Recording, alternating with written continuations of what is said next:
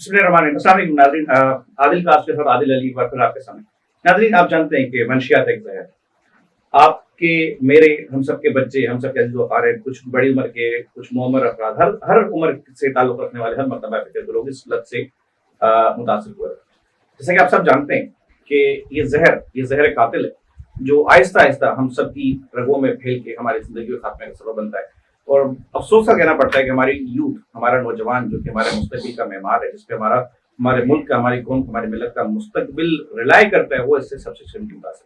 حالیہ ابھی آپ دیکھ رہے ہیں کہ بہت بڑا کیس میڈیا پہ ہائی پروفائل بنا ہوا ہے کہ چند نو عمر بچے، نوجوان جنہیں آپ کہہ سکتے ہیں، جو نوجوانی کی عمر میں بھی داخل ہونے میں ان کو شاید کچھ وقت درکار ہے، 22 24 25 26 سال کے بچے جو کہ ڈرگس کی منشیات خورنی میں بھی ملوث ہے اور منشیات کی ترسیم اور ان کی خرید و فروخت میں ملوث ہے. اس طرح کے معاملہ سامنے آ رہے ہیں.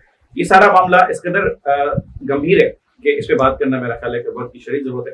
اس پہ بات کرنے کے لیے میرے ساتھ موجود ہیں آج میرے ایک مہمان جو کہ سماجی معاملات پہ، سماجیات پہ بہت سیریس اور بہت گہری نظر رکھتے ہیں. کراچی میں رہتے ہیں. ان کا نام کراچی میں بڑی گہری نظر رکھتی ہے. آئے آپ کا تعلق سے کہا. السلام علیکم حمزہ علی صاحب، کیسے ہیں آپ؟ خیریت سے؟ جی الحمدللہ، اللہ کا شکر ہے. آپ بتائیں خیریت سے؟ الحمدللہ حمزہ صاحب، میں تو خیریت سے امید کرتا ہوں آپ بھی خیریت سے ہوں گے، لیکن جو صورتحال ہے وہ انتہائی میرا خیال ہے کہ بہت ہی سنجیدہ بھی، اور اس پہ جس مدعے پہ بات کرنی چاہیے ہم اس پہ تو بات کر نہیں رہے. ہم بات کر رہے ہیں XYZ ABC کریکٹر پہ، ہم شخصیات پہ بات کر رہے ہیں، شخصیات کے بچوں پہ بات کر رہے ہیں، ہم سپلائر پہ بات کر رہے ہیں، ہم خریداروں پہ بات کر رہے ہیں. ہم اس ریسورس پہ بات نہیں کر رہے جس سے منشیات پاکستان میں آ رہی ہے. آپ کیا کہیں؟ دیکھیں، اس میں صرف یہ جو کیس ہے خاص طور پہ ارمغان کا، اس میں صرف منشیات نہیں ہے، تو تین ایکٹ ہیں اس میں. نمبر 1 تو یہ ہے کہ ایک تو ڈرگس کا ایشو ہو گیا. نمبر 2 جو کال سینٹر کا ہمارے پاس جو مکرو دھندا چل رہا ہے. ایک تو جو سافٹ ویئر ہاؤس چل رہے ہیں پراپر، سننا چاہوں گا آپ سے کہ بہت سے لوگوں کو پتہ ہی نہیں کال سینٹر ہے کیا. دیکھیں وہی آپ کو. اور تیسرا اس کے اندر ہے مرڈر.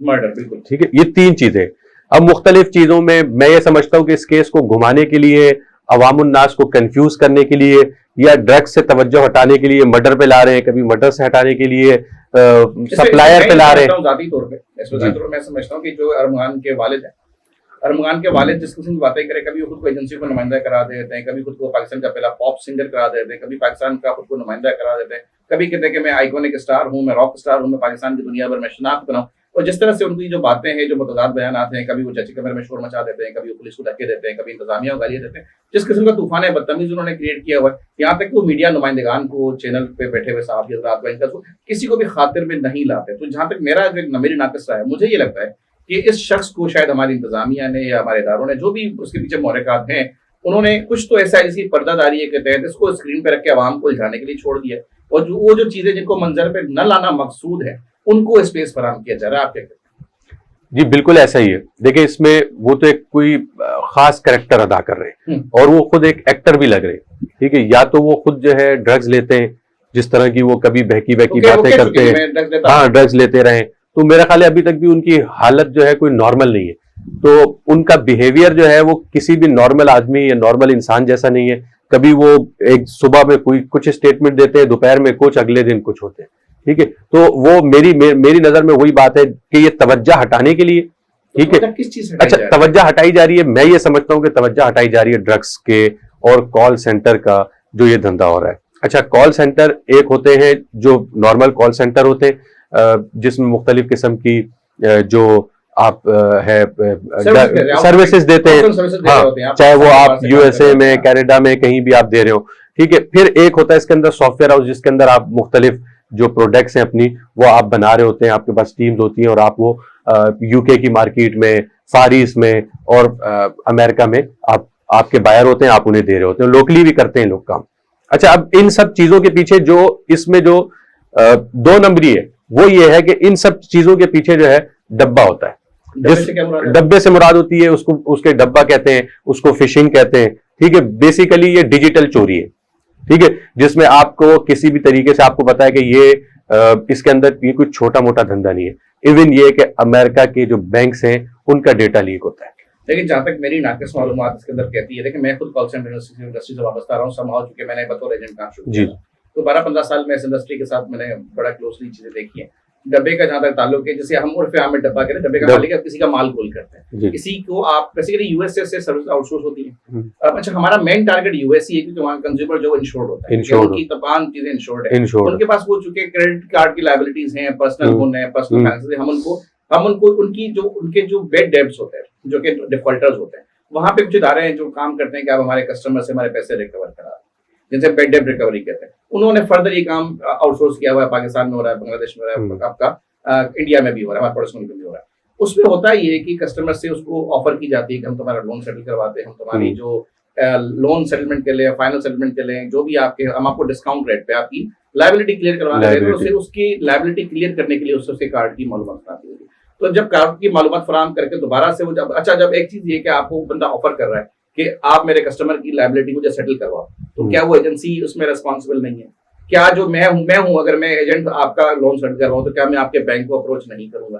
تو کیا وہ جو 3 اور موثر محرکات ہیں کہ یو ایس اے کا bank, U S a customer, اور یو ایس اے کی فنڈ ریکورنگ ایجنسی ہے جو بھی جو لون سیٹلمنٹ کر رہی ہے, تو کیا وہ سارے دھندے مکروہ دھندے وہ شامل نہیں ہیں؟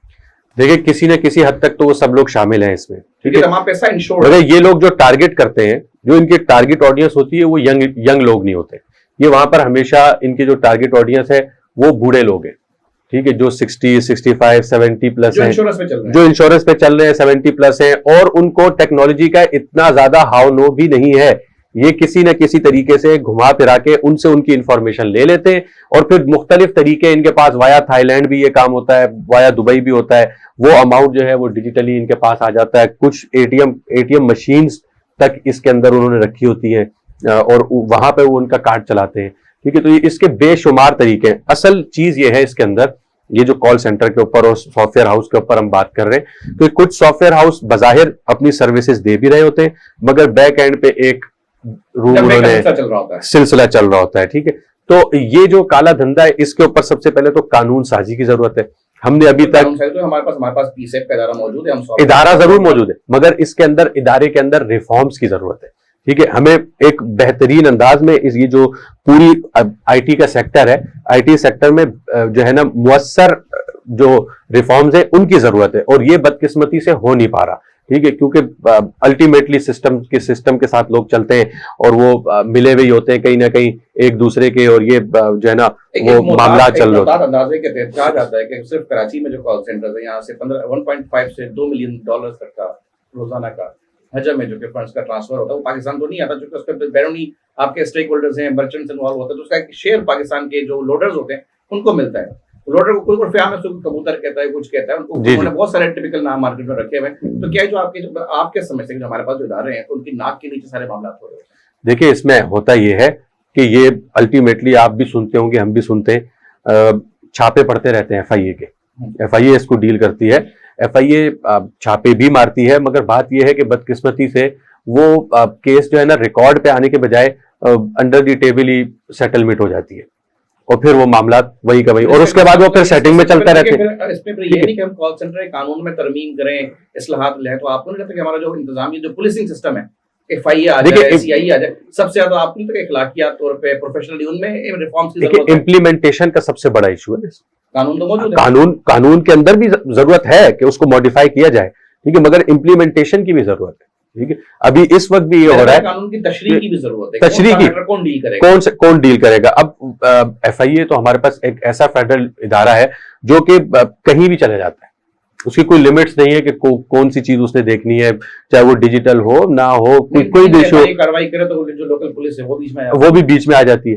تو یہ ایشوز تو ہمارے پاس بے شمار ہیں اس کام سے ریلیٹڈ, اور مسئلہ جو ہے وہ امپلیمنٹیشن کا ہے. اور سب سے بڑی چیز یہ کہ جو یوتھ اس کے اندر انوالو ہے, زیادہ تر ینگ لوگ ہیں جو یہ کام کر رہے ہیں, ان کو کم از کم ایک تربیت کا بھی اس کے اندر عنصر ہے کہ انہیں بتایا جائے کہ یہ آپ وہی کام کر رہے ہیں جو کراچی میں ڈکیت کر رہے ہیں, یہ آپ وہی کام بس صرف اسے وائٹ کالر کرائم کر رہے ہیں. یہ تو والدین کی ہینیس کرائم کر رہے ہیں, اور یہ تو والدین کی جو ہے نا تربیت کا ایشو ہے.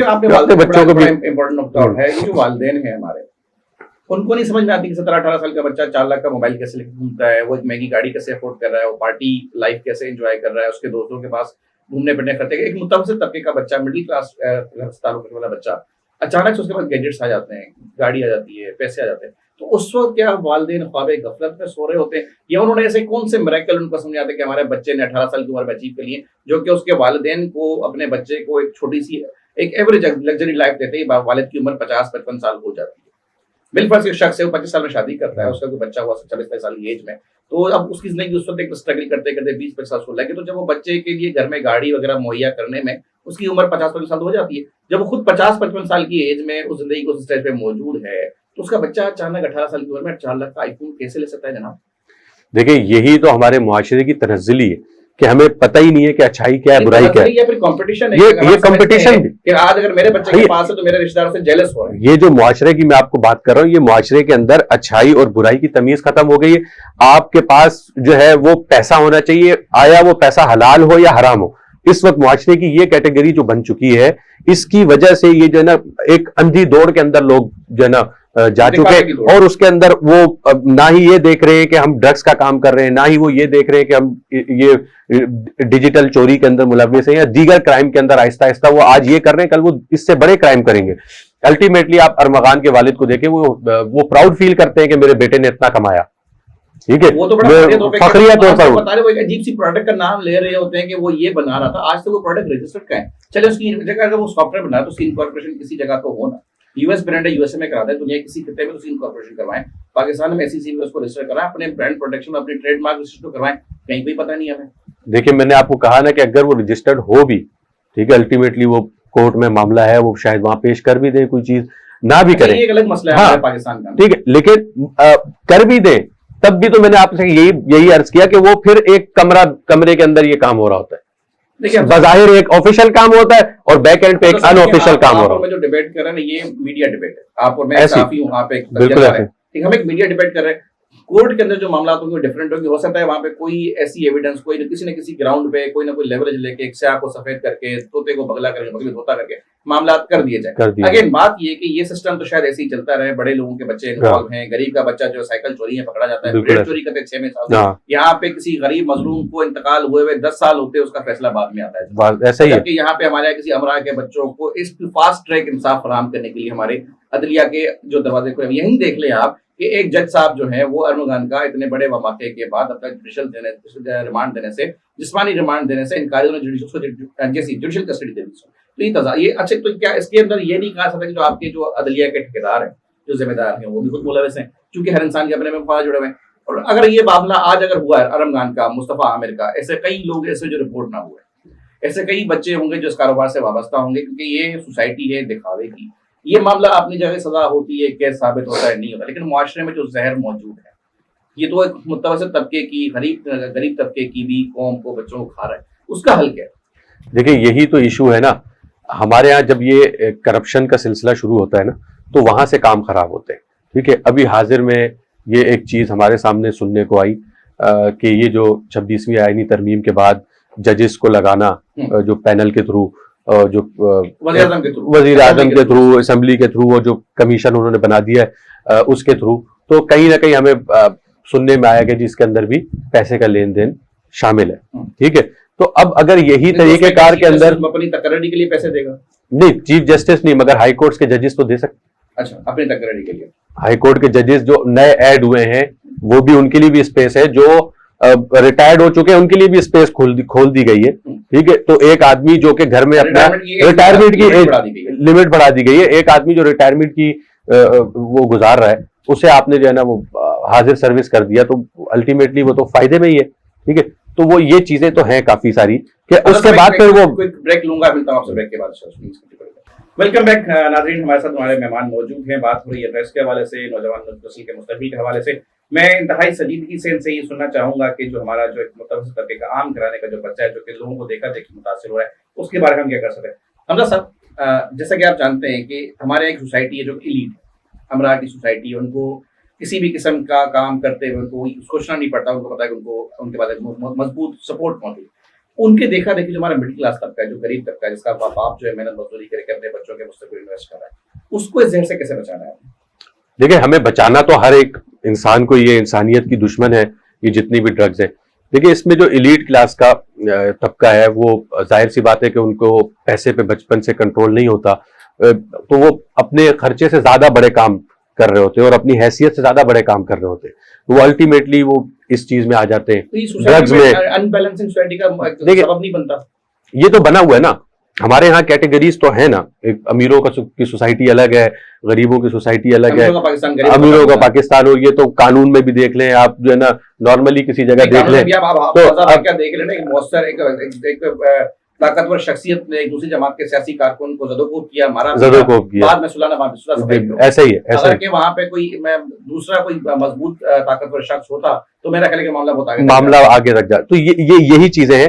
دیکھیں ڈرگز میں بھی یہ تو جو ایلیٹ طبقہ ہمارا, جو ابھی یہ کراچی میں جو کیس سامنے آیا ارمغان سے جڑا ہوا, پھر مصطفیٰ عامر کا مرڈر, جو اور اس کے اندر جو ڈرگز سے ریلیٹڈ چیزیں, یہ ڈرگز کراچی کے اندر اور پاکستان کے اندر جو ہماری top universities, top colleges, top schools, ٹھیک ہے, وہ طبقہ جو ہمارے جو ڈومینیٹ کرتا ہے, ٹھیک ہے, جو 10% یا 1% طبقہ جو کہ ایلیٹ طبقہ ہے, جو آج سے پہلے بھی پاکستان چلاتا رہا ہے, جنہوں نے آج کے بعد بھی پاکستان چلانا ہے, اور وہ کچھ ایچیسن کے پڑھے ہوئے ہوتے ہیں, کچھ لمس کے پڑھے ہوئے ہوتے ہیں, کچھ بڑے کراچی گرامر, یہ بڑے بڑے مہنگے ادارے. اچھا, یہ الٹیمیٹلی بہت سارے ایسے اور بھی دیگر بھی ادارے ہیں, ٹھیک ہے. تو یہ جو ابھی حالیہ دنوں میں بھی ان کو ٹارگٹ کیا گیا, ٹھیک ہے, ایک اس طرح کی ایلیٹ کلاس کو ان بڑے بڑے جو انسٹیٹیوشنز ہیں, کالجز ہیں, یونیورسٹیز ہیں, ان کو ٹارگٹ کیا گیا, اور ان کی یہ یعنی کہ ایک پوری جنریشن کو خراب کر دیا گیا.